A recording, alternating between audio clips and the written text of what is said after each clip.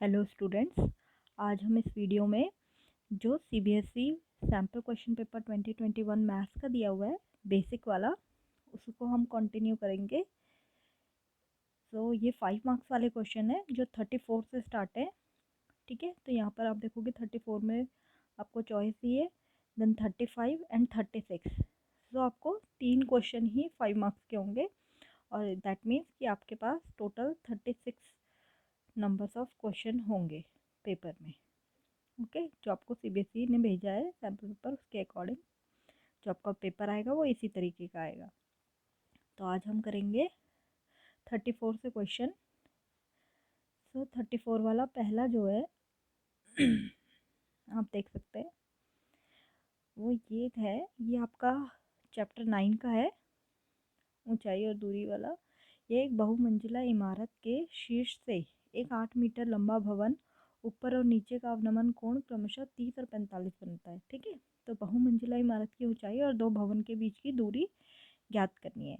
तो यहाँ पर आप देखोगे, आपको अगर ये दिया है, हमने ये मान लिया है कि ये जो है ए से बी तक ये एक बहुमंजिला इमारत है। ठीक है, और सी से डी तक ये एक भवन है। इसी यहाँ से जो है तो ये अवनमन कोण बन रहा है, एक इस बहुमंजिला इमारत से जब ऊपर देख रहे हैं और ऐसे ही जब नीचे देख रहा है इस भवन में। ठीक है, जब ऊपर देख रहा है तो 30 डिग्री का कोण बन रहा है। ठीक है, ये था 30 डिग्री का, जब नीचे देख रहा है तो 45 डिग्री का ये वाला कोण बन रहा है। तो और आपको ये जो दिया है कि भवन की ऊंचाई जो है वो 8 है, तो इसका और हमने मान लिया है कि जो बहुमंजिला इमारत है ये वाली, इसकी ऊंचाई हमने h ले ली है। ठीक है, तो इसका मतलब यहाँ से आप देख सकते हैं, अगर ये 8 है तो यहाँ से यहाँ तक भी 8 होगा और यहाँ से यहाँ तक h-8 होगा। ठीक है, तो आप यहाँ पर दो त्रिभुज लेकर आराम से क्वेश्चन कर सकते हैं। आप यहाँ पर ये मान लेंगे कि ए से सी तक की दूरी x मीटर है, मतलब भवन से बहुमंजिला इमारत की जो दूरी है वो x मीटर है और जो बहुमंजिला इमारत है उसकी ऊंचाई h है। ठीक है, ये सब आप लिख लेंगे, ये यहाँ पर सब कुछ लिखा भी हुआ है मैंने। ठीक है, तो आपने ये सब करने के बाद आप देखोगे, आप लोगे त्रिभुज ए सी बी। ठीक है, त्रिभुज ये वाला ए सी बी, ए सी बी ये वाला त्रिभुज जिसमें 45 डिग्री का कोण बन रहा है। ठीक है, तो जब आप देखेंगे तो 1045 कितना होता है, वो होता है लंब बटे आधार। ठीक है, तो उसके अकॉर्डिंग जो लंब है वो ए बी है और आधार जो है वो ए सी है। और ए बी जो थी बहुमंजिला इमारत की ऊंचाई है तो वो हो जाएगी एच, और ए सी जो है वो भवन और इमारत के बीच की दूरी है जो कि है एक्स, और 1045 की वैल्यू होती है 1। तो आप जब इसे सॉल्व करेंगे तो एच की वैल्यू एक्स के इक्वल आ जाएगी, इसको हम समीकरण इक्वेशन 1 दे देंगे। इसी तरीके से हम दूसरी इक्वेशन निकालेंगे ये वाला त्रिभुज लेकर। ठीक है, जहाँ पर ये जो है ये 30 डिग्री का होगा कोण, तो आप जब निकालेंगे तो ये हो जाएगा 1030 B E upon E D, और जो ये बी ई है ये था h-8 जो हमने निकाला था, और अपॉन में ई डी जो कि x के ही बराबर होगा। ठीक है, ए सी और ये जो ई डी है ये बराबर होंगे, ए सी और ई डी बराबर होंगे। ठीक है, तो दोनों x हो जाएंगे। इसको सॉल्व करोगे तो आप देखोगे आपका ये आ जाएगा x इक्वल टू √3h-8। अब आप दोनों समीकरण लेंगे एक और दो, तो आप देखेंगे यहाँ पर x की वैल्यू इसके इक्वल आ रही है और पहले वाले समीकरण में x की वैल्यू h के इक्वल आ रही थी। तो इसका मतलब जो h है वो इसके बराबर हो जाएगा, h जो है वो इसके बराबर हो जाएगा। यहाँ से आप h की वैल्यू निकाल लेंगे। ठीक है, √3h, और ये वाला h यहाँ माइनस करने और ये इधर आ जाएगा प्लस का 8√3। यहाँ से आप h कॉमन लेंगे तो आपके पास h की वैल्यू निकल जाएगी, जिसके लिए आपको परिमेयकरण करना पड़ेगा क्योंकि नीचे √3 - 1 आ रहा है। तो आप परिमेयकरण करेंगे, परिमेयकरण करने पर आपका आ जाएगा h जो हो जाएगा वो हो जाएगा 4 ब्रैकेट में 3 + √3, और आगे सॉल्व करेंगे तो आ जाएगा 12 4 √3। अब हमें समीकरण 1 से ये भी पता है, ये निकल गई बहुमंजिला इमारत की ऊंचाई। अब समीकरण 1 से हमें पता है एक्स और एच, जो भवन से और इमारत की दूरी थी वो थी एक्स, तो वो एच के ही बराबर है। तो जितना हमारा एच चाहिए उतना ही ये इसकी वैल्यू आ जाएगी। ठीक है, तो दोनों की वैल्यू निकल गई, ऊंचाई की भी और भवन और इमारत के बीच की दूरी की भी। इसी तरीके से आपको इसी क्वेश्चन में सेकंड और पार्ट था, इंटरनल चॉइस था। तो ये था एक कि एक 1.2 मीटर लंबी लड़की भूमि से 88.2 मीटर की ऊंचाई पर एक क्षैतिज रेखा में हवा में उड़ रहे गुब्बारे को देखती है। ठीक है, और किसी क्षण में आँख के से उसके गुब्बारे का उन्नयन कोण 60 डिग्री है, कुछ समय बाद वो 30 डिग्री हो जाता है घटकर। इस अंतराल के दौरान गुब्बारे ने तय की गई दूरी, तो यहाँ पर आपको इसमें फिगर भी बनाकर दी हुई है क्वेश्चन में ही। वो कुछ इस तरीके की थी कि एक बच्ची है जो कि पहले यहाँ देखती है गुब्बारे को, तो तब तक जो इसके साथ इसका कोण होता है वो होता है 60 डिग्री का। फिर गुब्बारा इधर आ जाता है, तो जब वो इस यहाँ से यहाँ देखती है तो अब जो ये कोण बन रहा है ये बन रहा है 30 डिग्री का। ठीक है, और ये जो यहाँ से यहाँ तक की दूरी है भूमि से उस गुब्बारे की, वो है 88.2। तो इसी को ही हमने थोड़ा फिगर के साथ बना दिया है। तो आप देखोगे ये ऊंचाई हो गई बच्चे की। ठीक है, यहाँ से यहाँ ये कोण बन रहा है 60 डिग्री का। इसी तरीके से यहाँ से यहाँ जो कोण बन रहा है वो बन रहा है 30 डिग्री का। तो सबसे पहले हम क्या करेंगे, क्योंकि ये जो लड़की है उसकी ऊंचाई है 1.2 और यहाँ से यहाँ तक पूरी ऊंचाई जो है वो 88.2 है। तो इसका मतलब आप यहाँ से यहाँ तक की दूरी निकाल सकते हैं, बी से सी तक की। ठीक है, उसके लिए आप क्या करेंगे, 88.2 से 1.2 को माइनस करेंगे जो कि आ गई 87। ठीक है, ये आ जाएगी 87, ये है 1.2 यहाँ। ठीक है, अब आप निकालेंगे, देखेंगे त्रिभुज A D E, A D E. ठीक है, ये वाला त्रिभुज लेंगे तो आप देखेंगे इस त्रिभुज में जो कोण है वो है 60 डिग्री का। तो जगह 1060 is equal to D E upon A D. ठीक है, ये हो जाएगा ए डी और ये हो गया ई डी। ठीक है, तो जितना ये था बी सी उतना ही ये भी होगा 87। ठीक है, तो 87 अपॉन एक्स और हम ए डी को ले लेंगे एक्स जो कि हमें पता नहीं है। ठीक है, तो यहाँ से एक्स की वैल्यू आ जाएगी 87 अपॉन अंडर रूट 3। इसी तरीके से हम दूसरा वाला त्रिभुज लेंगे जो कि है ए बी सी, ये वाला। ठीक है, यहाँ पर जो कोण है वो है 30 का, ये हो जाएगा A B C upon A B. तो बी सी हमें पता है, यहाँ पर वो था 87, तो ये हो जाएगा 87 और ए बी हमने वाई लिया था। ठीक है, यहाँ से यहाँ तक की वैल्यू जो थी वाई लिए पूरी, सॉरी यहाँ से यहाँ तक की पूरी वैल्यू जो है वो वाई है, तो वाई आ गया 87 अंडर रूट 3। अब क्योंकि आपको देखना है बलून जो है वो कितना दूरी तय करी है, तो आप देखोगे पहले बलून यहाँ था।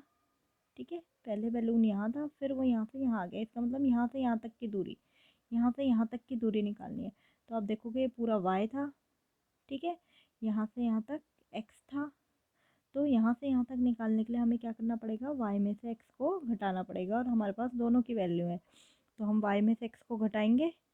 ठीक है, दोनों की वैल्यू वाई की है एक्स की है, सॉल्व करने पे ये आ जाएगा 58 under root 3 metre. Okay students, ये और वाला पार्ट था। अब इसमें जो 35 क्वेश्चन है ये आपका एपी से है, समांतर श्रेणी से। तो आप देखोगे समांतर श्रेणी के पी क्यू आर एस पद ए बी सी क्रमशः हैं। ठीक है, तो सिद्ध करना है हमें ये चीज़। अब आप क्या करेंगे, सबसे पहले जो समांतर श्रेणी है उसमें आप मान लेंगे कि प्रथम पद ए है और सारवंतर डी है। ठीक है, तो जो पद है हमने मान लिया टी पी। ठीक है, पी वाला पद, ये वाला पद टी पी, इसकी वैल्यू क्या है, ए बताई हुई है, ए है। ठीक है, और हम क्योंकि हमारा प्रथम पद है ए, तो हम फॉर्मूले के अकॉर्डिंग ए प्लस एन माइनस होता है, तो एन जो है वो हमारा पी है, पी -1 और डी जो है हमारा डी है, कैपिटल डी। तो ये लिख देंगे और इसे थोड़ा सा सॉल्व करके हम ऐसे लिख देंगे ए माइनस डी। ठीक है, और डी पी, ये जो डी पी बनेगा इसको हम अलग से लिख देंगे। इसी तरीके से हम क्यू एस पद का निकालेंगे जो कि बी है, क्यू जो था वो बी है। ठीक है, इसी तरीके से हो जाएगा ए प्लस क्यू माइनस डी, ये हो जाएगा ए माइनस डी, ये दोनों, और ये हो जाएगा डी क्यू। इसी तरीके से टी आर के लिए निकालेंगे जो सी है, ये A D minus R D. अब हम क्या करेंगे, तीनों जो समीकरण है 1 2 3, तीनों को ही हम Q minus R, R minus P और पी माइनस क्यू से, समीकरण 1 को, ये जो समीकरण 1 है इसको क्यू माइनस आर से, दूसरी वाली को आर माइनस पी से और तीसरी वाली को पी माइनस क्यू से गुणा कर देंगे, फिर तीनों को आपस में जमा भी कर देंगे। तो देखो हमने अगर पहले वाली समीकरण जो था, ठीक है, तो वो हो गया ए क्यू माइनस आर से गुणा कर दिया, ठीक है। इसी तरीके से दूसरे वाले समीकरण को आर माइनस पी से, तीसरे वाले को Q minus P minus Q से।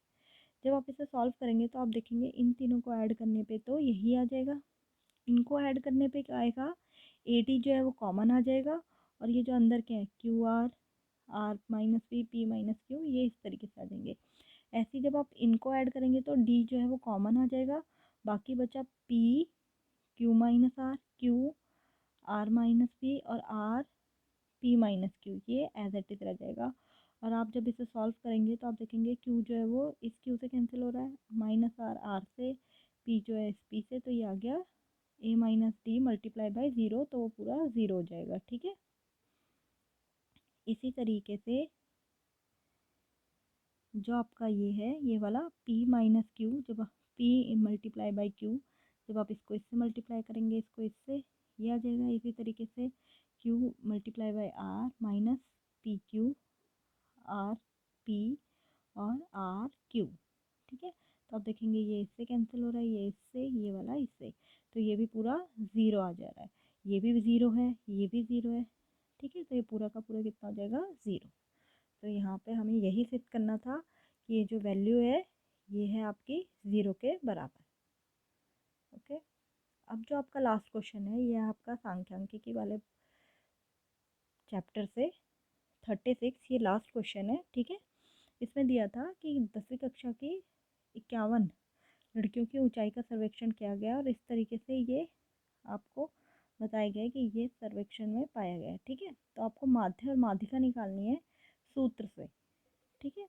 तो आप क्या देखो, 140 से कम 4 है, फिर 145 से कम 11 है, तो हमें पहले इसे वर्ग अंतराल में लिखेंगे, ठीक है। तो वर्ग अंतराल में हम कैसे लिख सकते हैं, 140 से कम 4 ही है, ठीक है। अब हमें 140 और 145 के बीच में अगर हमें ढूंढना है तो हम क्या करेंगे, जो हमें दिया हुआ था, ठीक है, 4 और 11, हम क्या करेंगे, 11 में से 4 को घटा देंगे तो आ जाएगा 7। इसी तरीके से फिर अगला जो होगा, 29 में से 11 को घटा देंगे, फिर 40 में से 29 को घटा देंगे, फिर कहते हैं 46 में से 40 को और 51 में से 46 को। इस तरीके से आपके पास ये बारंबारता एफ जो है वो आ जाएगा, फ्रिक्वेंसी, ठीक है। और सी एफ तो आपको दिया ही हुआ है क्योंकि ये कम कम करके था, तो ये सी एफ हो जाएगा। अब आप देखोगे इसमें जो एन है, जब आपने कैलकुलेट करा तो एन जो है वो 51 आ रहा है, जब आप इसे ऐड करेंगे तो ये 51 ही आएगा, ठीक है। एन बाई टू निकालते हैं सबसे पहले हम, तो वो आ रहा है 25.5। अब हमें देखना है जो इससे ठीक बड़ी वैल्यू है सी एफ में, ठीक है, सी एफ में जो इससे ठीक बड़ी वैल्यू है वो कौन सी है, तो वो है 29। बड़ी तो 40 और ये सब भी हैं, पर जो सबसे पहली वाली बड़ी है वो आपको लेनी है, तो सबसे पहले जो है 29 है, तो इसका मतलब जो ये 29 है यही हमारा, यही हमें वर्ग अंतराल लेना है, ठीक है, फॉर्मूले के लिए। तो आप क्या करेंगे, आप जो फॉर्मूला है माध्यिका का वो लगाएंगे, जो होता है L N upon two minus C upon में एफ इंटू एच। तो एल जो है वो, क्योंकि हमारा 145 लोअर लिमिट हो गई, ठीक है, निम्न सीमा, सी एफ हो गई कॉम्युलेटिव संचयी बारंबारता, जो कि हमारी जो बारंबारता होती है संचयी बारंबारता उससे पहले वाली लेते हैं हम, ठीक है, 29 थी तो इससे पहले वाली लेंगे हम सी, ठीक है, ये हो गया एल।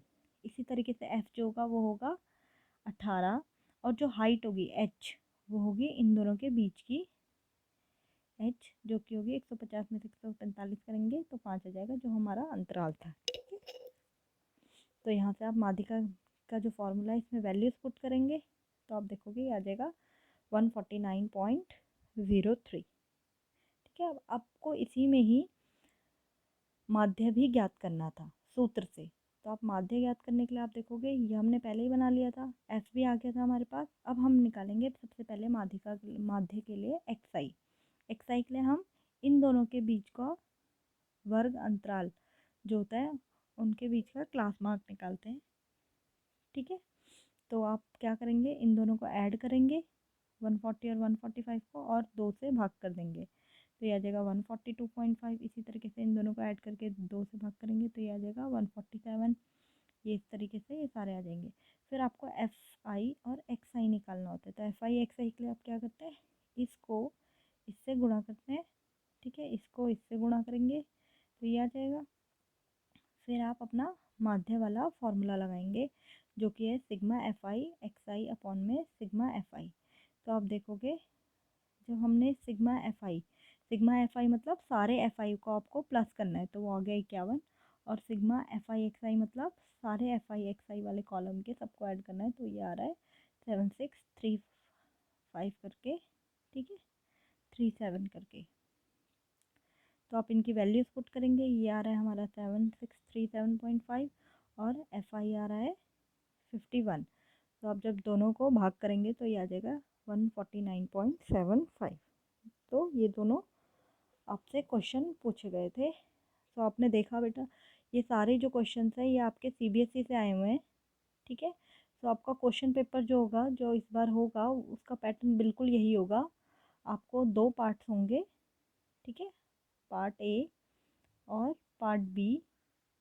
ठीक है, इसी तरीके से पार्ट ए में जो आपको बताया था सारे क्वेश्चन थे क्वेश्चन नंबर 1 से क्वेश्चन नंबर 20 तक। और पार्ट बी में थे क्वेश्चन नंबर 21 से क्वेश्चन नंबर अभी 36 तक। ठीक है, और आपकी मार्किंग स्कीम मैंने फर्स्ट वीडियो में बताई हुई है किस तरीके से है, कौन से क्वेश्चन कितने कितने मार्क्स के हैं। ओके स्टूडेंट्स, अगर आपको इन कोई भी वीडियोस में कोई भी डाउट है तो आप कमेंट बॉक्स में कमेंट करके बता सकते हैं। और जो बाकी वीडियोस हैं आप उसे भी देख सकते हैं डिस्क्रिप्शन बॉक्स में प्लेलिस्ट में।